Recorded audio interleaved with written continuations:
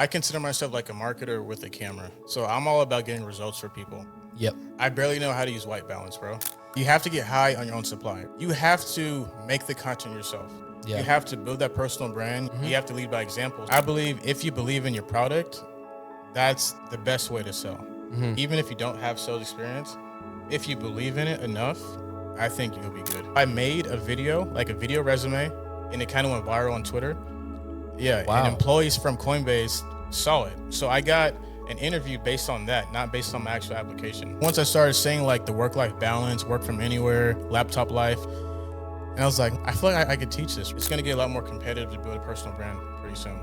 So we're gonna be competing against fake people. Artificial. Comfort kills. So you have to do all that you can to get outside your comfort zone, because that's the only way you're gonna grow. Whenever I'm afraid to do something, I just do it, because I know that I'll be a better person after that. Whether it works or not, I'm still gonna learn. This guy's a pro right here. Julian, What's going on, Mark? how's it going, man? I'm good. Thanks for being on the channel. I've been following you since I got into the group with Grayson. But yeah, dude, for any of you that, let's start that over again. Yeah, I'm gonna do this cool intro thing in the beginning. Okay. And then we're just gonna get straight into it. Okay. So, yeah, Julian, talk about your backstory with videography, how you got into videography, and then how you pivoted into coaching. Okay. So videography is something that I started back in high school. Oh yeah. Just like short films at high school. And it's actually funny because my dad is a filmmaker. Oh wow. So he was really big into music videos. Like yeah. he shot a Tupac music video. No way. Yeah, he shot for E40, Too Short, Kirk Franklin. So it's been in my DNA, right? Yeah. So in high school, I was just doing like YouTube skits and stuff. Yep. But it wasn't until after college that I was looking for a job, right? And I was like, I tried to get hired as like a salesperson. No one would hire me. And I was still making YouTube videos, like reaction videos and freestyles, because I used to rap. Yeah. I was like, okay, I have this camera. One of my friends, his name is Nate, he was getting paid. He was making like $300, $500 a shoot. And I was like, you know what? I think I could do this too. Yeah. So I just started just like that, bro. Like I was putting ads on Craigslist. Oh right? yeah. Classic. Craigslist was on fire, and then I just started doing music videos, and then I started working with Too Short, who's the rapper because of my dad's connection. Yep. And I was doing like podcasts for him. And then from there, I ended up working with a real estate investor. And I was doing his content, like flips, like before and afters of like homes. And then we started doing like educational videos on YouTube and Instagram. And that was back in 2019. So Gotcha. from there, I got a lot of skills, right? Like he hired me full time. Yep. And at that point, I was still very new. Like I was good enough, but I didn't even know how to use manual focus.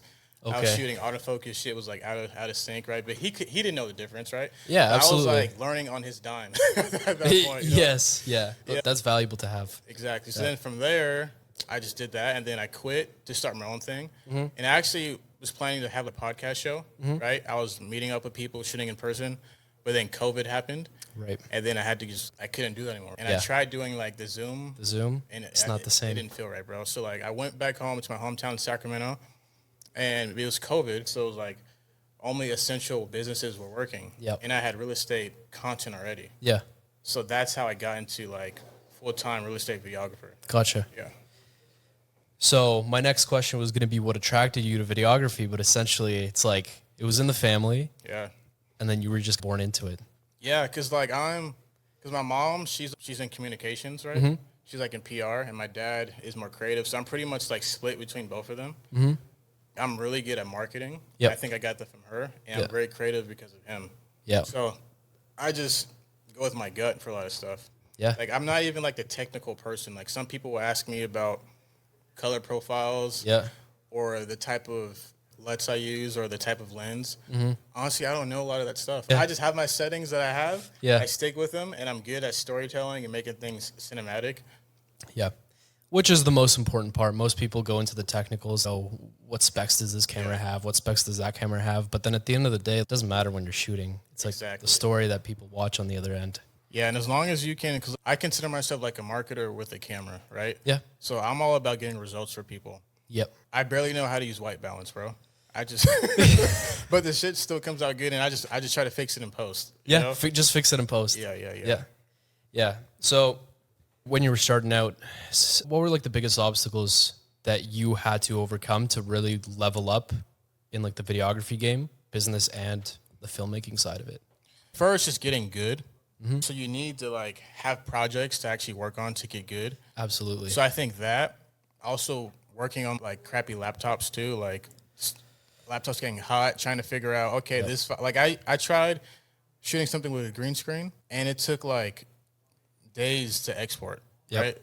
So dealing with things like that, also like booking clients, right? That's why I said I did Craigslist, right? Yep. But because I was a good marketer, at that point I knew, okay, if I hashtag Los Angeles videographer, I could get gigs, right? Yep. So like one of my first projects, like on my own, was with this guy. His name is Isaiah Washington. He was on Grey's Anatomy, and he was doing like he was being interviewed for a documentary, and they found me through Instagram. Wow. Yeah. So just like trying to be really smart with my moves, I think that's what helped me in the beginning. But still, the initial, I need a portfolio type deal. So I was doing stuff for free, like early on, and then I was like, okay. Now I'll charge $300. Yeah. Now I'll charge $500. Yeah. But once my stuff was out there, because I had a good knack for it, it just started to work for me. Yeah. What was like one of your biggest wins, most favorite wins that you had that was like super, super memorable? I think when I convinced the guy, so he was a real estate investor, his name is Joe, when I convinced him to hire me full time. Yeah. Because I sold him a dream. I was like, look, content is where you need to go. Yep. I can help you get there. Yep. And this is what I want to make. And then we negotiated. Yeah. He was like, okay, Julian. I was like, how about this? He was like, no. In my head, I already had a number. Wow. So the number that we hit was pretty much what I wanted. I started like higher because I knew he would drop it down. Yep. And then when he was like, okay, let's do it, I was in the car. I was like, fuck, I fucking did it, bro. Like, it was so cool. Like, no resume, very unconventional. I just said, hey, I see where this guy's going. He wants to build a coaching program. He has no content. And this is like early on where there wasn't many people doing content. And I was like, I think I can get him to hire me full time because I know the value I bring. And it worked that way. Yeah. So going into that a little bit more, so that was basically a big moment for you to essentially start landing new clients and selling new clients, is like seeing that opportunity of, okay, what is it that I can bring to the table and what do they need? And how can we like bridge that gap together? So a lot of new guys, they struggle to find video clients. I know, especially me in the beginning, I was like, I don't know where the first place to look. Of course, like Craigslist and everything. And I don't know if you have Kijiji. I never heard of that. That's like Canadian Craigslist. Oh, okay. So for more beginner videographers who are maybe just starting out or have been in it for a little bit, what's your framework for finding new clients when like you don't necessarily have the most amount of work to leverage or connections, and you do have some skills, you know how to record and edit, but you just haven't crossed that threshold? Yeah. So all weekend I've been using this phrase, like, you got to get high on your own.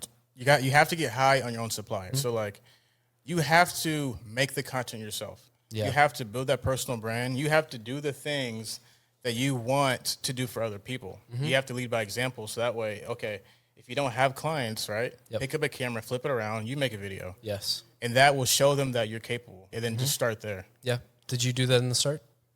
Yeah, because I started off on YouTube. Yep. I started off on YouTube. But like I said, I also did stuff for free.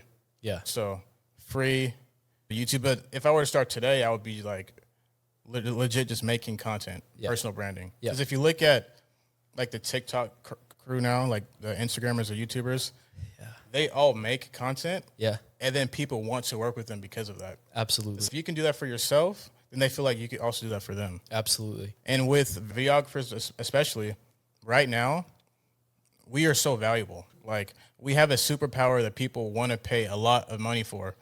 In order for us to be known, we have to market ourselves, right? And the best way to do that is for us to turn the cameras around and get in front of that. 100%. Totally agree. The phrase content is king, I think, rings more true than ever right now, because a lot of these like marketing agencies and all these things, they require something to market in order to bring success or clients or whatever it is to these companies. We're like the backbone of everything. That's how I feel about this whole industry. And I feel like it's only moving into a more opportunistic era for us. So it's just the beginning. Because we're still pretty early. Because there's still people who are like fighting it. It's, I don't want to make content. Yep. But they might go out of business if they don't.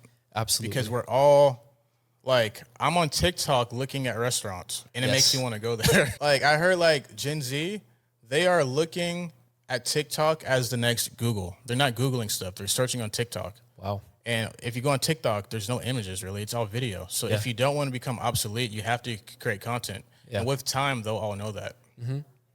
Absolutely.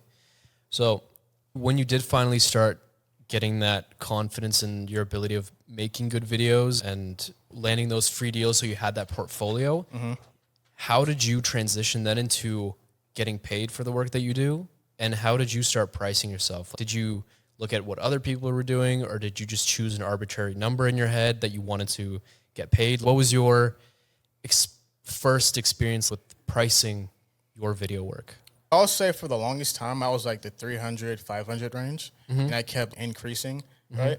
But I had a mentor who, his name is Jamar. He brought me out to this, he was working with this cannabis company, and he was like working to get them, so he was working to become their marketer. And he brought me as like the video guy to add to his arsenal. And I showed them like a realtor profile I did. And I charged, for that video, I think I charged like $1,000. But he was like, bro, you just have to charge more. You just have to charge more. So like we're in a meeting and the guy was like, so how much does it cost? I was just like, 5,000. He was like, okay, deal. Yeah. For 5,000 a month, just like that. Yeah. And that felt so good. Granted, when I got it, he was like, bro, you should have charged more. But I didn't know, it felt good to me.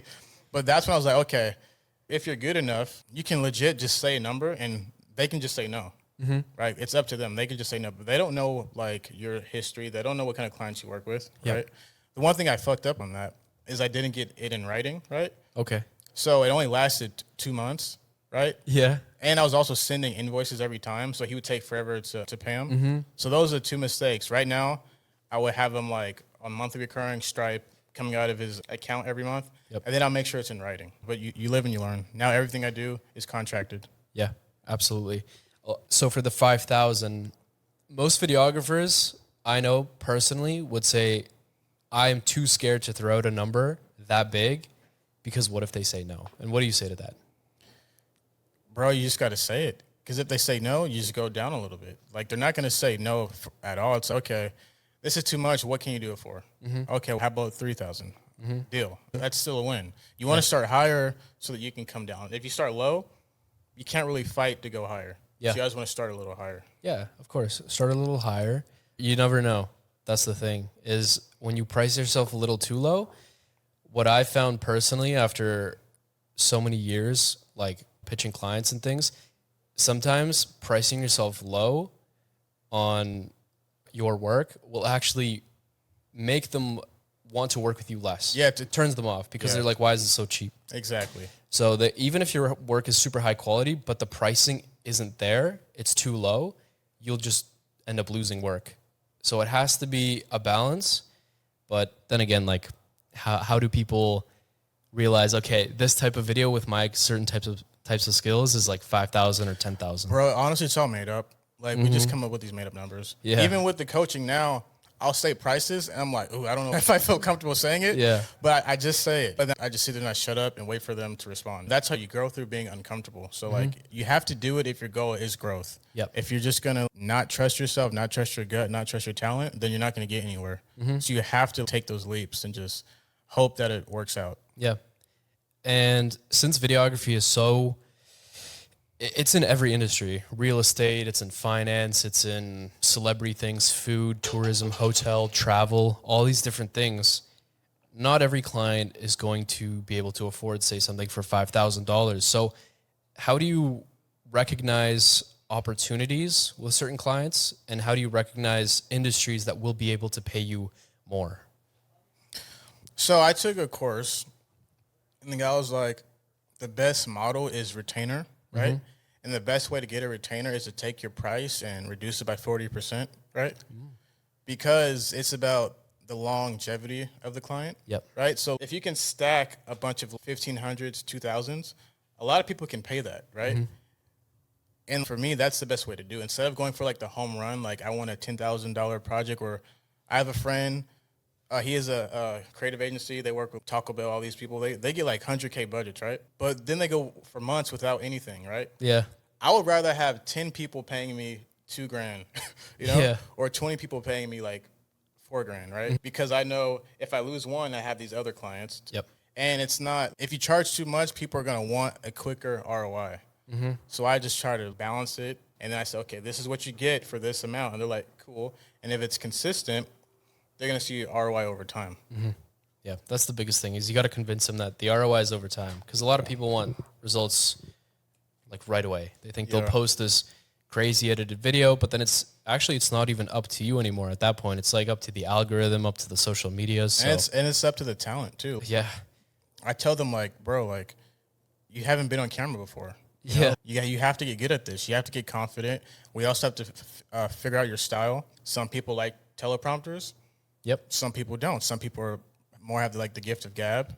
Some people like podcast styles. Some people like the walk and talk. Yep. So you have to figure out what works best for them first. And then it's all about putting in the reps, volume. Because their first videos, it might be really uncomfortable. But after they watch themselves, they'll be like, okay, maybe I need to lose weight. Maybe I need to have better posture. Yeah. So it's all like a learning process. And I've learned to be super upfront from the beginning so that there's no surprises. Yeah, it's interesting. After working with so many different types of clients, you notice like the different tendencies that different groups have. Like, for example, when working with women, they care so much about the appearance and how they look.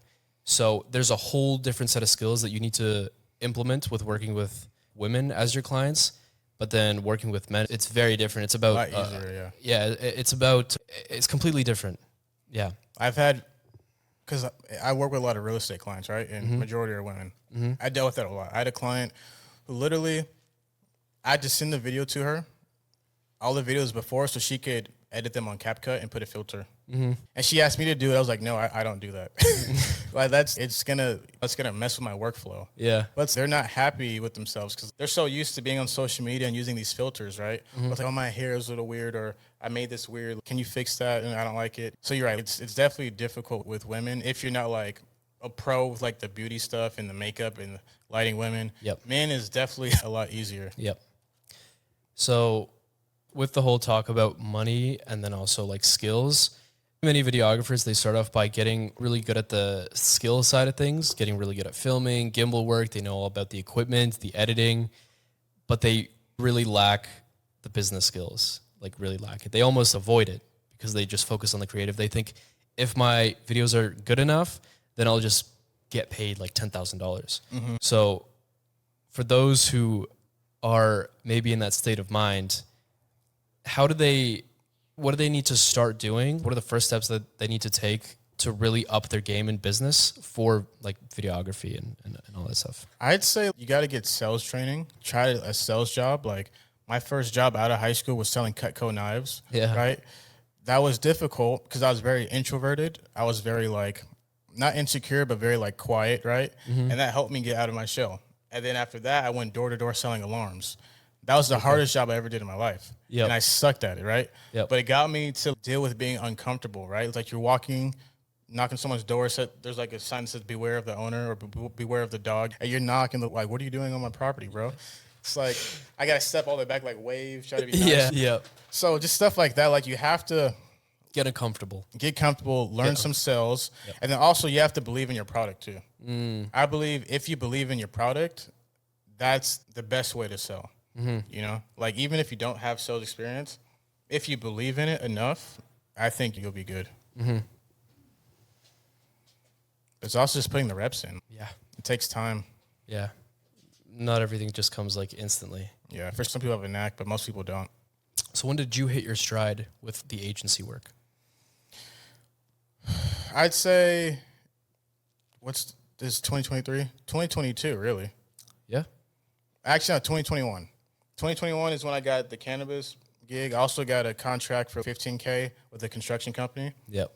It was like $3,500 per video. Damn. So because I got really good at like cinematic stuff. Yep. Because like at the end of the day, people like you for what you do. Yep. So if you do shitty work, people aren't going to pay attention. Absolutely. If you do good work, and because I was working in LA in Orange County for a while, that's when I was working with the real estate investor. But when I came home to Sacramento, it was a smaller market. Okay. So it was easier for me to rise to the top of the crop because there was less competitors. Like in LA, there's so many competitors, right? That's like the filmmaking capital, right? Filmmaking capital. So I went to a different market, right? And I just made sure to do good work. And I kept doing that. It's like word of mouth. And then once I figured out like my content plan was like make the content and also post it for them, right? So that was my agency was like A through Z done for you. Like we script, we post, we edit, all that stuff, right? When I did that, I was making more content for the same people. So they were getting posted like on a regular basis. So then people would see that.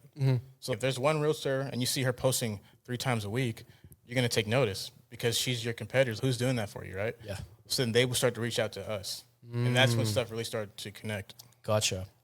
And that was 2021, you'd say? 2021. That was 2022. 2022. Yeah, and it's crazy because March of 2022, I was applying for a job Oh, wow. because I was tired of the inconsistency, right? Yeah. And I'm really like into cryptocurrency. Right? Oh, yeah? So I was actually applying for a job at Coinbase, right? No way. Yeah. Wow. And there was 1,500 people who applied. Yep. And I thought I had missed the deadline, right? So I made a video, like a video resume, and it went viral on Twitter. Yeah. Wow. And employees from Coinbase saw it. So I got an interview based on that, not based on my actual application. Crazy. Yeah. Then out of those 1,500, I got top 2. Yeah. And like the salary was like 15K base plus stock. And I got so close to that and I didn't get it. And then that's when I was like, okay, I just need to focus and get my business together. That was like a sign for you to take video seriously. Yeah, because like it was pretty wild, bro. Like I had legit people from Coinbase like reposting. They're like, because I was in this NFT community and the founder was like, bro, like he reposted, like, hey, you guys help this guy out, right? And I was like pretty active on Twitter. I was like, I need help, share this. And legit, whenever I talk to someone in an interview, they're like, bro, your interview was dope, right? Yeah. But the crazy thing is that all of those people who interviewed me ended up getting laid off later. No way. Wow. So it's funny how God works like that. Yeah. Like, I thought it's something that I wanted, that if I went there, I probably would have got a Tesla, probably would have bought a house, and I probably would have lost my job. Yeah, and then lose your job. That's wow. Once you really got things going, you figured out your offer, your market. What was it like when you finally started to hit 10, 20, $30,000 months in your business? What was that feeling like? It felt good. When I was at 10K though, I started to feel like I was rich and I wasn't. Yeah. So I started eating like out every day. I felt like a boss. Yep. I'm like, oh yeah, you could do it. Yep. And then 2 months later, I saw my bank account. I was like, oh my God. I had a panic attack. I was like, I can't believe I spent this much. Just on food delivery. Yes. I was like, I can't believe I spent this much. I need to chill out. Bro. Yeah. Like I'm not rich at all. Because everyone says, oh, you get the 10K is not a lot of money. Yep. It's really not. Like it's a lot for the average person, but there's still not a lot you can do with it, right? Yeah. After that, I just said, let me be more disciplined, keep focusing on results. And then it was like 20K, 30K. It just did a lot for my confidence, really. Yeah. That's one of the toughest things is getting from 0 to 10K. It's probably like the hardest thing. Yeah. And then it just gets a little bit easier and a little bit easier and a little bit easier. Yeah. And once you start to make money like that, that's like your new bottom. Yes. So when I transitioned to coaching, I made that amount of money faster. So I got to 30K within 6 to 9 months. In my coaching program, I got to 25K in 2 weeks. Wow. Because of the skills that I learned and because that was my new Threshold. Yes, exactly. Yeah. So now I need to bust through that because now I'm like, okay, can I get past 30K? That's like my new ceiling I need to hit. Yeah. But once you hit those numbers, you feel confident with that. Like your psyche, your mindset is used to those numbers. Yeah. And that's a really transformational shift to have. When you were finally hitting those 10, 20, 30K months, what was the moment where you decided to pivot into coaching? I started thinking about coaching maybe 3 or 4 months in because I knew long term that I didn't want to do that. It was just too much work for me, right? Yeah. granted, I worked, me and my wife worked together. But it was just a lot of work, just doing stuff for people. They treat you like an employee. There's not a lot of respect. Yep. But I tried some programs, but I was working in my business so much that I never really got to get into them, right? And it wasn't until, like, I'm paying for one right now. I've been paying for all year, like $2,500 a month, right? Yep. And I bought that. It's for coaching, scaling your coaching program. But I still had the agency, so I wasn't ready for it. But then I saw Grayson's videos, and he was like, hey, if you're a content agency, I was like, oh, that's me. Yeah. And I liked how his marketing was based on personal branding. Yes. I was like, okay, that's something I'm actually good at. Yeah. It's something you realize that's a big opportunity. Yeah. And then once I started saying like the work-life balance, work from anywhere, laptop life, and I was like, I feel like I could teach this, right? And granted, I was still scared. I was like, because most of my business was word of mouth and referral. I was like, how am I going to help people get clients? How am I going to help them do what I did, right? But I literally just taught them the exact thing I did. So like I was able to lock in $10K in contract in my agency in 1 week because I called all of my listing clients. Okay. So I tell my clients to do the same thing. It's, hey, before you do anything, just call your current clients. You're ready to do good work for them, and just say, hey, what are your problems, fears, and goals right now in real estate? Okay, I have a new product, a new service that I think you're perfect fit for based on what we talked about. Yep. Would you be open to a 30-minute call over the next few days? Yeah. They do that, and then they book them. Yeah. Because they already built the trust. Absolutely. And that trust is super huge. Yeah. Did you ever do cold outreach in your video business? In the beginning, when I first moved back to Sacramento, yeah. But I did it in like a hacky way. Okay. So I paid for a service that blasted out like 100,000 DMs. I did not know that something like that existed. Now, there's like black hat stuff you can do, bro. So I paid for a service, blasted out 100,000 DMs, and I started to get people flooding my DMs right away. Wow. And one of the contract I got for 15,000, the construction company, it was from that. No way. Yep. That's what do you call black hat? There's a lot of ways to do it. Like there's like mass story viewing that people do right now, which is like you can legit pay a service to scrape your competitors' followers, and it will watch their stories, and it will like their stories. So then they'll come to your page, Wow. and look at what you do. Wow. So that's how a lot of accounts grow really fast. They use bots and stuff, AI. Oh my goodness. We're going to have to chat about this afterwards. Yeah, I did it for a little bit, but it's iffy because there was like this bug where my account was like locked, and I thought it was because of that. I was like, I would be so pissed if like I lost my account trying to cheat. Cheat the system. Yeah, Jeez. but there's ways. Now that you found out an offer that works, if you weren't doing the coaching right now and you kept going with videography and you're in that whole world of, okay, there's all these videography opportunities, there's all these niches, these industries, what do you see right now in 2023 and then moving into 2024, 2025? What are the biggest opportunities that videographers have for capitalizing with their skills? Number one, I'd say niche, right? Because there's a lot of like video editing services right now, but there's not enough like brick and mortar services. If you can actually, number one, pick a niche, right? And then if you can actually go to them and film it for them, and then you also say, hey, I'll also post it for you, I think that's the best opportunity because you're saving people time and you're helping them build their brand and collect leads, right? That's like super powerful. And then also just building your personal brand. Yep. And I think that's very important right now because now with AI, I'm seeing Meta's doing a thing right now where they're taking the likeness of celebrities and they're creating Instagram accounts with them based on AI. Okay. It's going to get a lot more competitive to build a personal brand pretty soon because we're going to be competing against fake people. Artificial. Yeah, there's fake OnlyFans girls who are just AI and people are paying for it. Nuts. It is nuts, bro. So that's why right now I think it's very important to build personal brands ourselves and get ahead. Yeah. But I don't see this slowing down. Like this decade is for content, for personal branding, but you have to move fast. Yep. Because number one, people work with who they like, know, and trust. So there could be people in your market who get there before you. And it's going to be hard for you to steal business from them if they do a good job.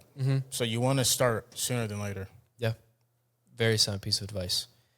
So for those who are interested in what you're talking about, where can they find you and what sort of things are you offering now to help them get to where they want to be?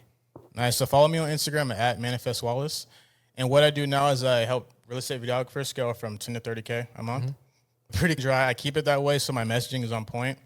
At first, I was just talking to videographers, and I got like a music video guy, a wedding videographer. I was like, I don't know how to help you. Yeah. So I stick with my niche for now. Yep. But if you come to my page, it's like free value for you. Like you don't have to work with me right away, but just soak in because I give real value and it helps people. Absolutely. You definitely give a lot of free value away on your page. Thank you, bro. Which is amazing to see. Last but not least, one final piece of wisdom. Doesn't have to be anything about business, but for young entrepreneurs, young business people, young videographers, what would you have to say for them right now if they're looking to improve, get better, move forwards? You just gotta like comfort kills. So you have to do all that you can to get outside your comfort zone because that's the only way you're gonna grow. Like I said, like I was super introverted, super shy growing up, and I did something wild. Is I got into sales and I started selling knives. And I started doing door to door. Yep. And like younger me would never think that was gonna be me, right? But it's because I stepped outside my comfort zone. So whenever like I'm afraid to do something, right? I just do it. Because I know that I'll be a better person after that, right? Whether it works or not, I'm still going to learn. And then as you continue to grow, all those skills that you developed compound, right? So if I had never done sales, went straight to video, I wouldn't be as successful as I am because I would have to learn sales, right? So it's like compounding all those effects. Let's say you're a photographer, then a videographer. Use those skills. Add photos to it too. Maybe you can offer thumbnails, right? Use all those skills together, right? Yep. That way you can create a unique product for your clients. Beautiful. That was amazing. Thank you, bro. Julian, thank you so much. And yeah, guys, go ahead and follow Julian. I'll link his Instagram down below, all his other social media. Go check it out, get some free value, and stay connected. So see you soon. Peace. Peace.